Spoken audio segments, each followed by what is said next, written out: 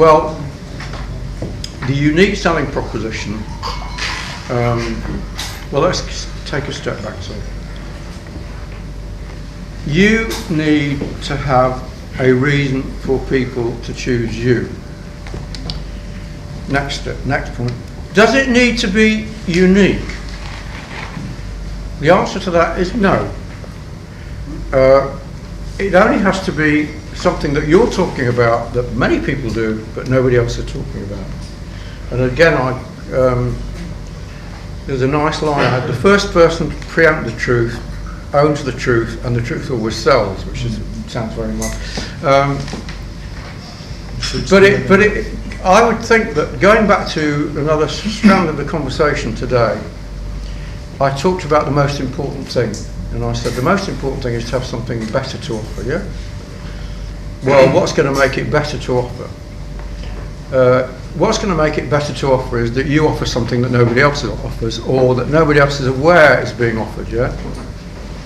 It can be. There are lots of things you can take that other people are offering, but if they're not talking about them, they might just as well not exist. Yeah?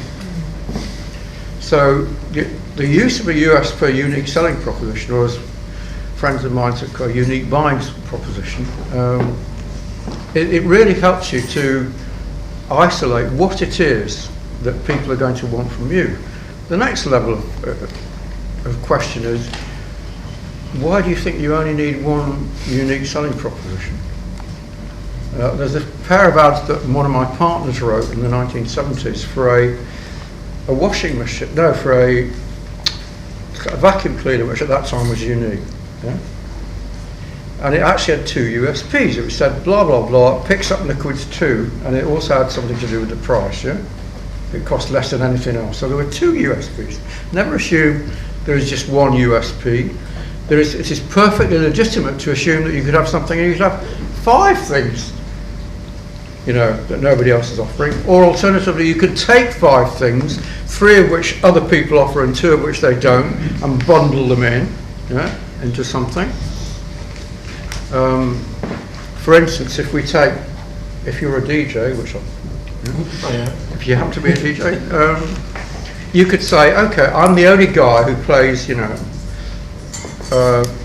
early Tamla Motown or early Stax, or I'm the only guy, whatever, and then you can say, also I'm the only guy who's got such and such a sound system, and also I'm the only guy who's got this thing that blows your bloody head, or whatever. Yeah.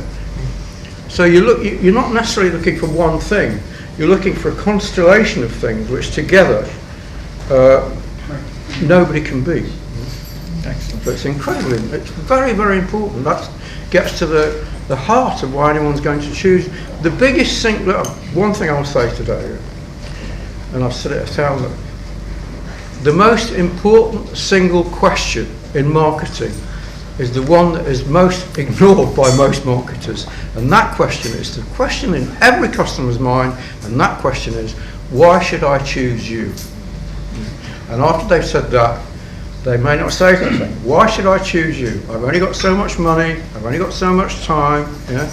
And then the next question is, following from that logically, it's, what can you do for me that nobody else can do? Yeah?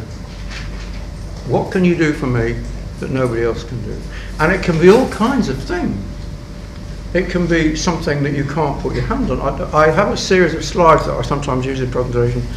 For years I lived on the King's Road, or just off the King's Road, and there's a series of slides which show 5 different places selling coffee. They're all selling coffee.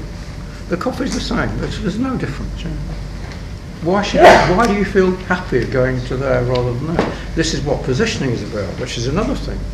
I mean, that's an emotional thing. But you've got to remember that people are more driven by their emotions than they are by logic. There's an example in the big book. I talk about a car called the Jordan, which was launched in the 1920s. There was nothing special about it at all. The only thing that was special was the advertising, nothing else. And it just said, the headline simply said, somewhere west of Laramie. That's all it said. It showed this car going in the dust. And the copy was all total moody drivel. Yeah? But it captured the emotions of people. They liked the idea of this going out into the particularly Americans. Yeah, that car sold extremely well, and to this day, the descendants of the people that made the Jordan are still living off the proceeds. Yeah, although it was closed down during the Great Depression, and it was all to do with positioning, not here but here.